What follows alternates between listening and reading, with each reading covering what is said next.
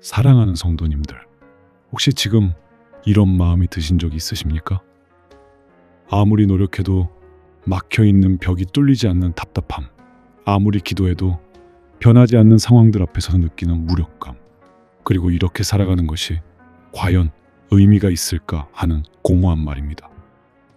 믿음의 가족들이여, 오늘 저는 여러분께 하나님의 놀라운 형통의 비밀을 전하고자 합니다. 성경에는 우리와 같은 연약한 인간이 어떻게 하나님의 능력으로 불가능을 가능하게 만들 수 있는지, 어떻게 영적 돌파를 경험할 수 있는지에 대한 생생한 증거들이 기록되어 있습니다. 오늘 우리가 함께 살펴볼 말씀을 통해 네 가지 귀한 진리를 나누고자 합니다. 첫 번째로는 우리의 영혼이 왜 하나님을 간절히 갈망해야 하는지, 두 번째로는 하나님의 영이 강하게 임할 때 일어나는 놀라운 역사, 세 번째로는 형통한 삶의 실제적인 모습이 무엇인지, 그리고 네 번째로는 하나님께서 우리에게 주시는 특별한 보호와 인도하심에 대해 함께 나누겠습니다. 첫 번째로, 우리의 영혼이 하나님을 갈망하는 것은 자연스러운 일입니다. 시편 1편 1절부터 3절까지의 말씀을 보겠습니다. 복 있는 사람은 악인들의 꾀를 따르지 아니하며 죄인들의 길에 서지 아니하며 오만한 자들의 자리에 앉지 아니하고 오직 여호와의 율법을 즐거워하여 그 율법을 주야로 묵상하는 자로다. 그는 시냇가에 심은 나무가 철을 따라 열매를 맺으며 그 잎사귀가 마르지 아니함 같으니 그가 하는 모든 일이 다 형통하리로다. 사랑하는 성도님들, 여기서 주목해야 할 단어가 있습니다. 바로 갈급함이라는 표현입니다.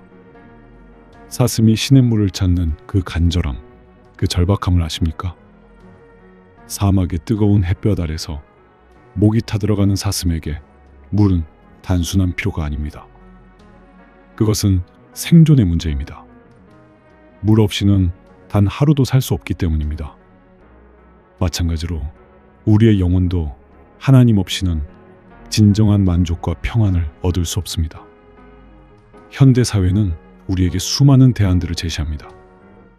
성공하면 행복할 것이라고, 돈이 있으면 모든 문제가 해결될 것이라고, 사람들의 인정을 받으면 충족될 것이라고 속삭입니다.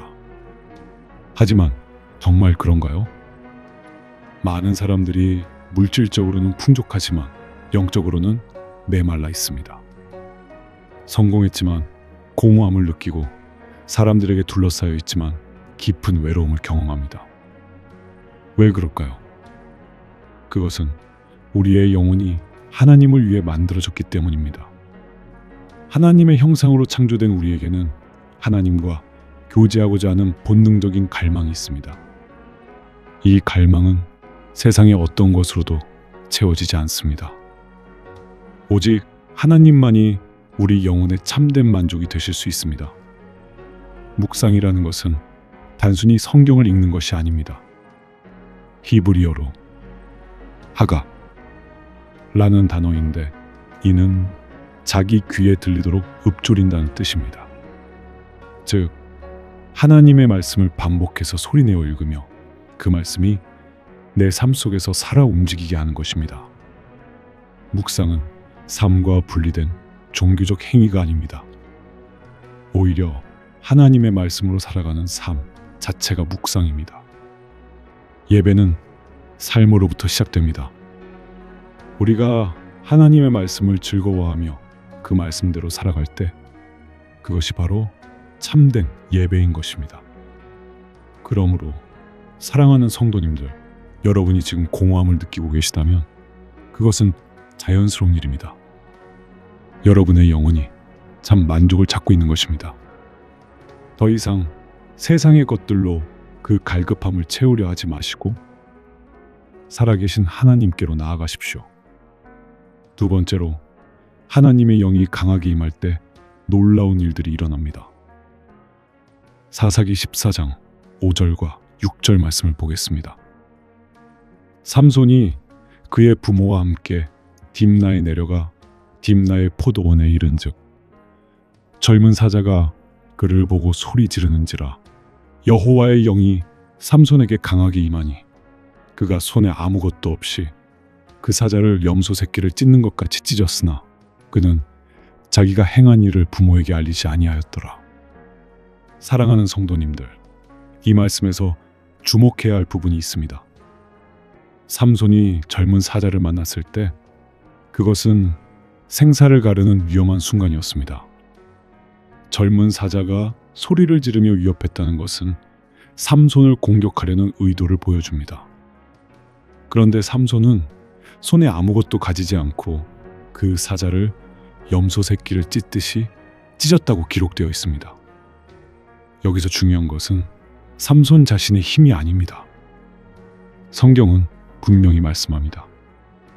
여호와의 영이 삼손에게 강하게 임하니 바로 이것입니다. 형통이라는 것은 단순히 운이 좋거나 개인의 노력만으로 이루어지는 것이 아닙니다.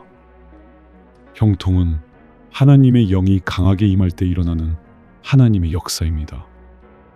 히브리어로 형통이라는 단어는 살라흐인데 이는 막힌 것을 뚫고 앞으로 나아가는 것을 의미합니다. 돌파하는 힘, 장애물을 제거하는 능력을 나타냅니다.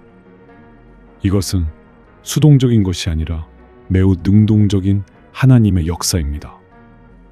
삼손이 젊은 사자를 만난 상황을 다시 생각해 보십시오. 만약 그 사자를 제거하지 못했다면 삼손은 죽음에 이르렀을 것입니다. 하지만 하나님의 영이 강하게 임함으로 말미암아 그는 그 위험을 돌파할 수 있었습니다. 여러분도 지금 인생에서 젊은 사자와 같은 위험한 상황을 만나고 있지는 않습니까? 해결될 것 같지 않는 문제들, 앞을 가로막고 있는 장애물들, 도저히 이길 수 없을 것 같은 어려움들 말입니다. 하지만 기억하십시오. 하나님의 영이 강하게 임하면 불가능이 가능해집니다.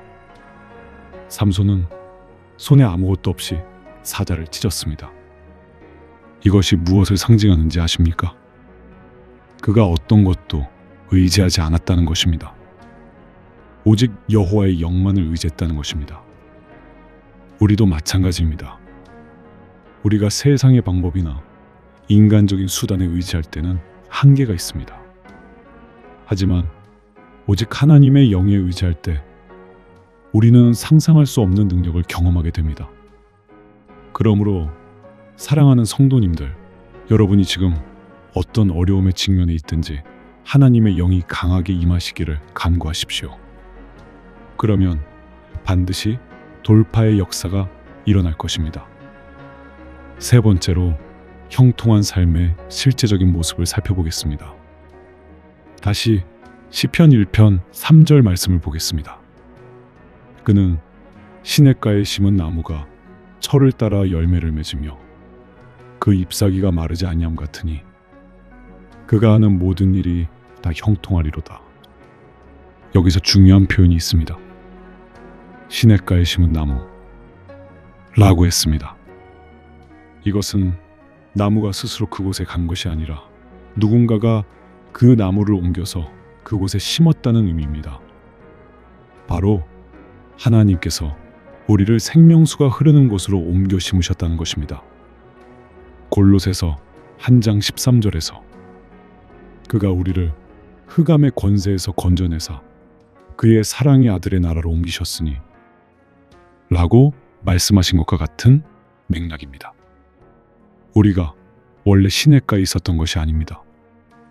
하나님께서 우리를 그곳으로 옮겨 심으신 것입니다. 그렇다면 형통한 삶의 특징은 무엇입니까? 첫째, 철을 따라 열매를 맺습니다. 이것은 하나님의 때에 맞춰 열매를 맺는다는 의미입니다. 우리가 조급해하며 성과를 내려고 애쓸 필요가 없습니다.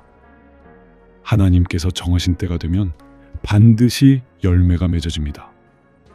둘째, 잎사귀가 마르지 않습니다.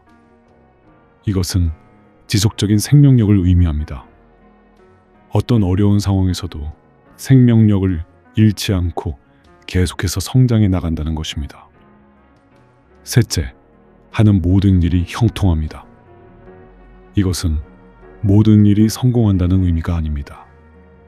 하나님의 뜻 안에서 하나님의 목적을 이루어 나간다는 의미입니다. 사랑하는 성도님들, 여러분의 삶이 지금 메말라 있다고 느끼십니까? 웃음기가 사라지고 불안하며 절망적인 것만 보인다고 느끼십니까? 그렇다면 지금 여러분이 가고 있는 방향을 점검해 보십시오. 혹시 하나님이 심어주신 시냇가를 떠나 다른 곳으로 가고 있지는 않습니까? 하나님께서는 우리의 자유를 존중해 주십니다. 하지만 참된 자유는 하나님의 뜻 안에서 누리는 것입니다. 시냇가를 떠나면 우리는 메마른 광야에서 방황하게 됩니다. 하지만 하나님께서 심어주신 그 자리로 돌아가면 다시 생명수를 공급받을 수 있습니다.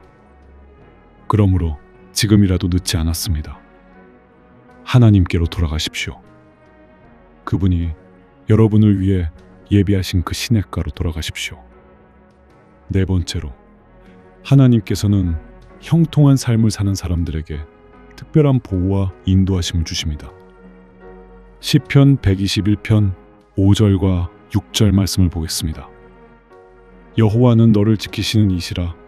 여호와께서 네 오른쪽에서 네 그늘이 되시나니 낮의 해가 너를 상하게 하지 아니하며 밤의 달도 너를 해하지 아니하리로다. 사랑하는 성도님들, 여기서 하나님께서 우리의 오른쪽에서 그늘이 되신다 고 하셨습니다. 왜 하필 오른쪽일까요?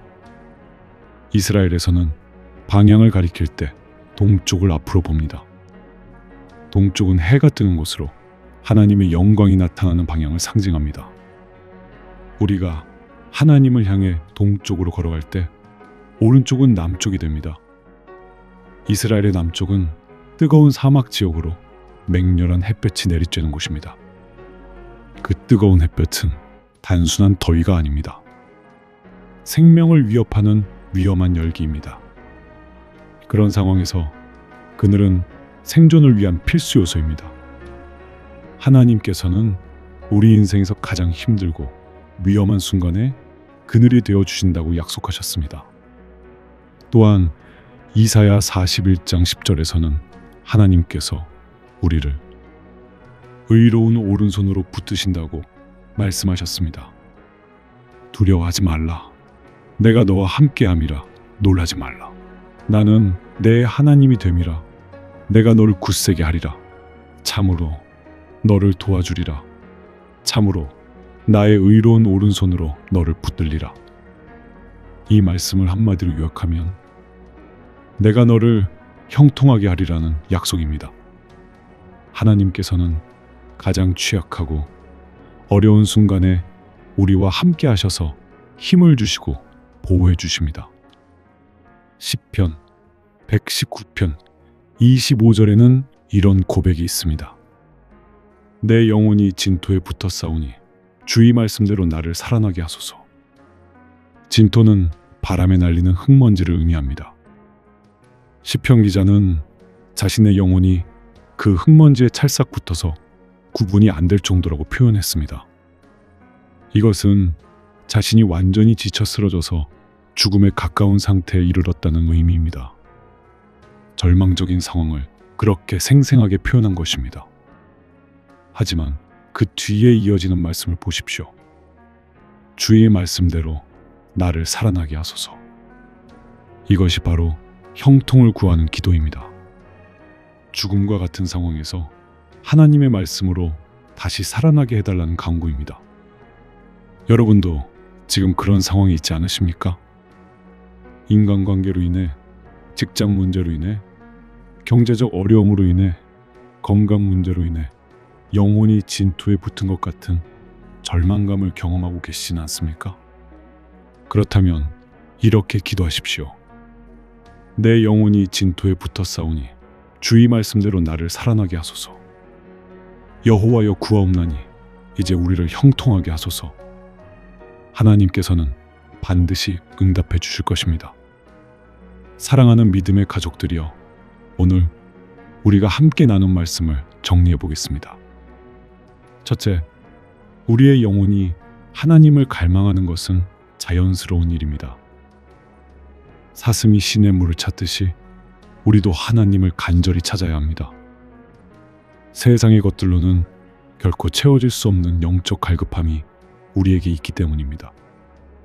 둘째, 하나님의 영이 강하게 임할 때 불가능이 가능해집니다. 삼손이 손에 아무것도 없이 젊은 사자를 찢었듯이 우리도 하나님의 영에 의지할 때 어떤 어려움도 돌파할 수 있습니다. 셋째, 형통한 삶은 하나님께서 우리를 시냇가에 심어주실 때 시작됩니다. 그곳에서 우리는 때를 따라 열매를 맺고 잎사귀가 마르지 않는 생명력을 경험하게 됩니다. 넷째, 하나님께서는 우리 인생의 가장 어려운 순간에 그늘이 되어주시고 의로운 오른손으로 붙들어 주십니다. 여러분이 지금 어떤 상황에 있든지 하나님께서는 여러분과 함께 하십니다. 영혼이 진토에 붙은 것 같은 절망의 순간에도 하나님의 말씀은 우리를 다시 살아나게 하는 능력이 있습니다. 더 이상 혼자서 감당하려 하지 마십시오. 하나님의 영이 강하게 임하시기를 간구하십시오. 그러면 반드시 영적 돌파가 일어날 것입니다. 형통의 길이 여러분 앞에 열릴 것입니다. 오늘 이 말씀을 통해 여러분의 영혼이 다시 한번 하나님을 향한 갈급함으로 불타오르기를 소원합니다. 그리고 하나님의 영이 강하게 임하여 여러분의 모든 어려움을 돌파시키기를 예수님의 이름으로 축복합니다. 이 말씀이 여러분에게 위로와 소망이 되셨다면 댓글에 아멘으로 고백해 주시기 바랍니다. 그리고 좋아요와 구독, 알림 설정도 부탁드립니다. 더 많은 분들이 하나님의 형통하심을 경험할 수 있도록 공유도 부탁드립니다. 사랑하는 성도님들 위해 하나님의 크신 사랑과 은혜가 충만하시기를 축복하며 기도합니다. 하나님의 영이 여러분에게 강하게 임하여 모든 일에 형통하게 하시기를 예수님의 이름으로 축복합니다. 아멘.